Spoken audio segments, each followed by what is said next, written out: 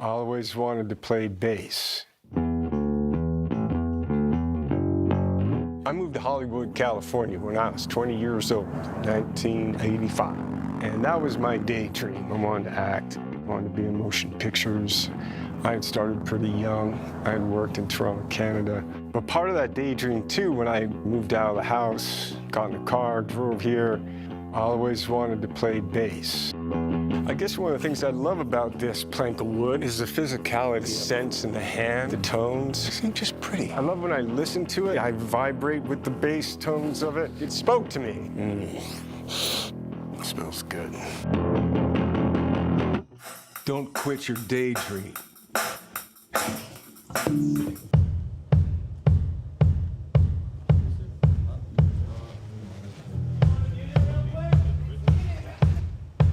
We're in Santa Ana. Oh yeah, we're at sound check. Yeah, baby. Good morning. We're here today in Hawthorne, California at Arch Motorcycle Company. This is Robert Mailhouse, Fender, saying hi. He's playing drums at Dogstar. This is the founder, Gard Hollinger. Hi, that's me. He's the designer, the magician. This is Brett Domrose. Engineer, not an engineer, but an engineer. Janitor. This is a 1965 rosewood neck. She sounds beautiful, and this neck is one of the most beautiful necks I've ever played. And the tone is... This motorcycle is a custom motorcycle that Gard Hollinger built. I asked Gard if he wanted to start a motorcycle company. He said no, but then I said, come on. He said, why? He said, because we're gonna die.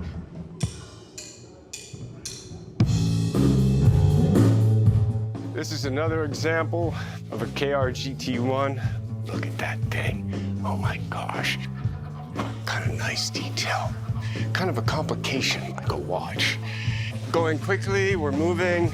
This is where we do assembly, repair. We make over 200 parts, which you can see here on the racks. We got a couple of CNC machines. Instead of wood, we're working with some aluminum. Beautiful aluminum. So this is the 1S swing arm. What else? Okay, so that's that. Okay, let's go over here. This is the Ducati from Reloaded, which is the second Matrix film. Carrie-Anne Moss rode this beautiful thing. It's got a whopping 60 miles on it, but she's a beauty. Look at that. Come over here, come over here, come over here. I mean, when we talk about aesthetics, I just find that beautiful. The shapes of the guitars that we saw, there's just something, the form and function and the beauty of it, the personalization, you know, getting the chance to be creative, to have the daydream, to try and have that happen, whether it's learning an instrument, playing an instrument, making music, having an idea, just seeing something beautiful and trying to bring it out into the world and meeting like-minded people, just working at it, and then to see it, it's just super grateful.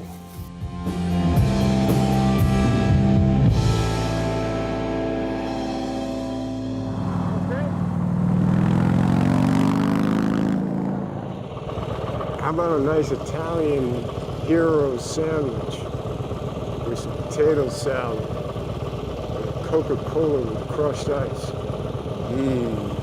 Fried chicken sandwich, potato salad, tuna melt.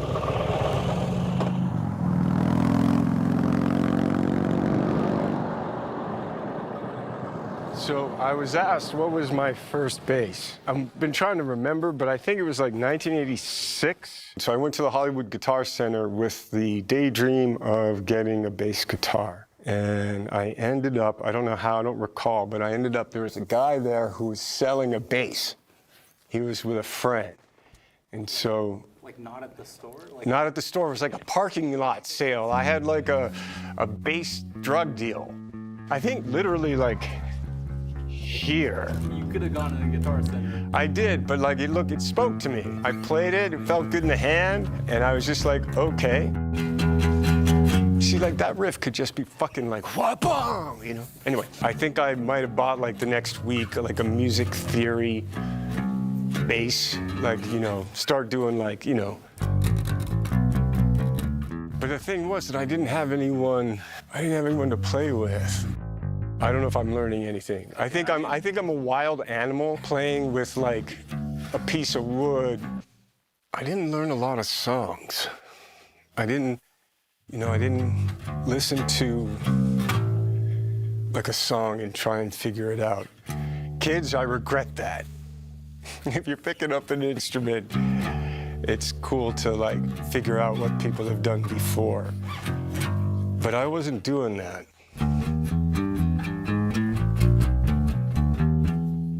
And so I would just play. So I had no theory. I couldn't play blues. I remember one time I was doing a film and Flea was in it, or I was in a film with Flea, and I remember there was a house and there was like amps and instruments and stuff like that, and I was like, hey, Flea, can you give me a lesson? And he was like, sure, man, and he was like, bang, bang, bang, and I was like, all right, and I was like, so, and he's like, just feel it, man, just play. And I was like, yeah.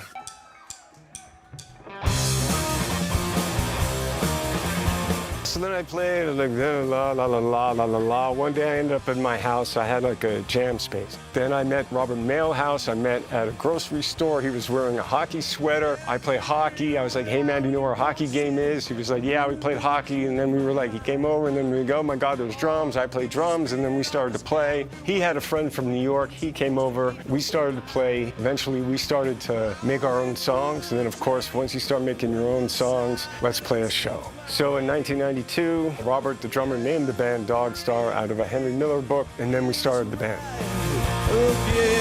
The guitarist, Brett, he plays in stereo, which gives a kind of big sound, sweeping sound, a lot of versatility. Drummer, Motown, rock. I throw a little indie at him, whatever that can mean. And I sit in the middle. My primary influence was Peter Hook. When I heard Joy Division for the first time, it was like, and then hearing Cure after that, where you could repeat almost in a round, have the guitar move around that, have the vocal move around that. That was kind of like how a bass line could sit. That blew my mind.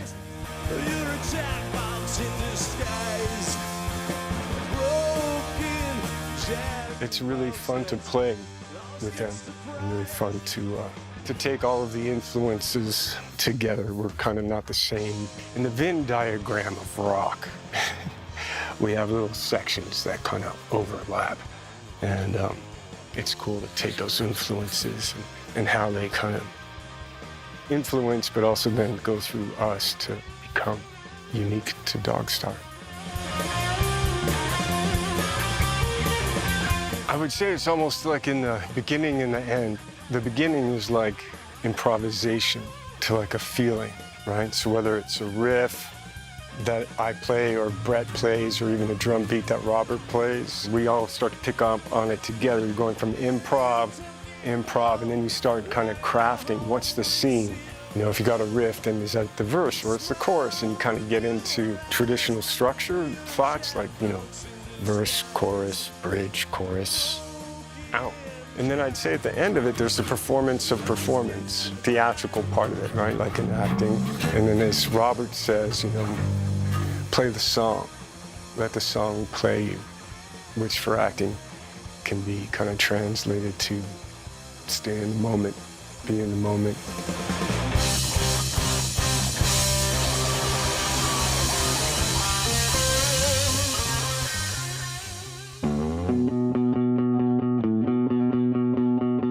For me, the idea of wanting to play and then finding people that I can play with to create the songs that I now can play, that have been a part of making, is a journey, right? It's not going to be easy.